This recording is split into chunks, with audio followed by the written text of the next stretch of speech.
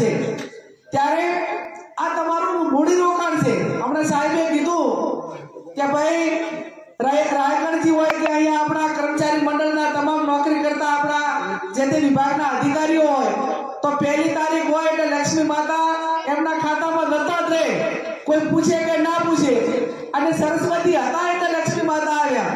એમને નોકરી મેળવવા માટે કેટલી મહેનત કરી છે, કેટલી મજૂરી કરી છે। જો ક્યાંય માનતા અને રમેલ કરીને માનતા રાખી પડી હોત કે ભાઈ હું આ રમેલ એક કરીશ મને નોકરી મળી જાય તો એક નોકરી મળી હોત। એટલે શક્ય એટલા અંધશ્રદ્ધા તમારી 100% હોઈ શકે પણ અંધશ્રદ્ધામાંથી સમાજને બહાર કાઢવા માટેની ખૂબ જરૂર છે। હમણાં મેં સાહેબને એમને વિનંતી કરી કે આપણે હથિયાવી તાલુકાનું ઠાકોર સમાજનું બંધારણ એ 4મી તારીખે વાગડની થળીએ સદારામ બાપુના નામે વાગડજીના નામે હથિયાવી તાલુકાનું બંધારણ સમાજનું ઓછા ખર્ચા થાય એના માટે આપણે કરી રહ્યા છીએ। ચાહે લગ્ન પ્રસંગ હોય, મરણ પ્રસંગ હોય કે અન્ય રીત રિવાજો હોય, પણ જો આપણે સમાજ એ પાછું આ બાજુ બંધ કરાવશું અને પાછા મંદિરમાં રમેલામાં વળગ્યા તો આ બચાવેલું છે એ પાછું અહીંયા છે। એટલે એને પણ શક્ય હોય તો રોકવા માટેના પ્રયત્નો કરવા પડે।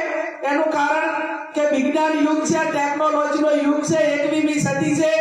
ચાહે તમે કોઈ દાડો ધીરુભાઈ અંબાણી કે મુકેશ અંબાણી કે ગૌતમ અદાણી કે આરે મોટા મોટા ઉદ્યોગપતિઓ હોય તો આપણે કોઈ દાડો કોઈને એમને તમે કોઈથી એમને રમેલ થઈ ગઈ એવું કોઈ દાડો થાય સાંભળ્યું છે?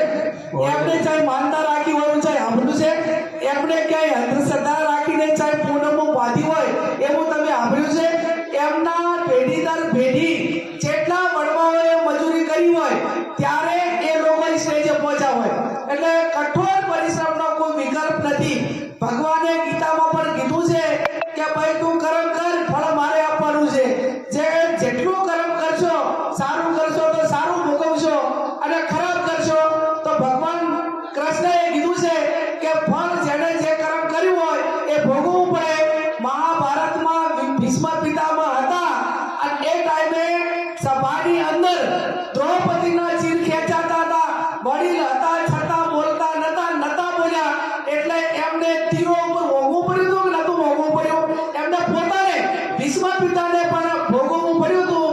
એ આપણને મહાભારતનો દાખલો આપણને ઇતિહાસમાં અને અત્યારે આપણા ધર્મશાસ્ત્રોમાં અને પુરાણોમાં આપણે સૌ અનેક વખત આપીએ છીએ।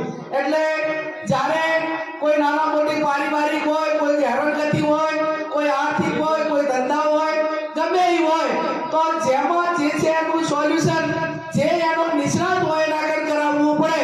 ડોક્ટર દવાખાનાની તકલીફ હોય તો ડોક્ટર આગળ આવવું પડે, ધંધા રોજગારની તકલીફ હોય આર્થિક રીતે તો શેર સંબંધી કે ભાઈઓને એને કહેવું પડે અથવા તો કાંઈ નાના મોટી લોનની વ્યવસ્થા કરવી પડે।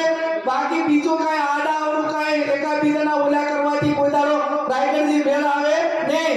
હું તો હમણાં તો અમે રાયગણજી એ બાબતમાં ખૂબ આગળ વધ્યા છીએ અને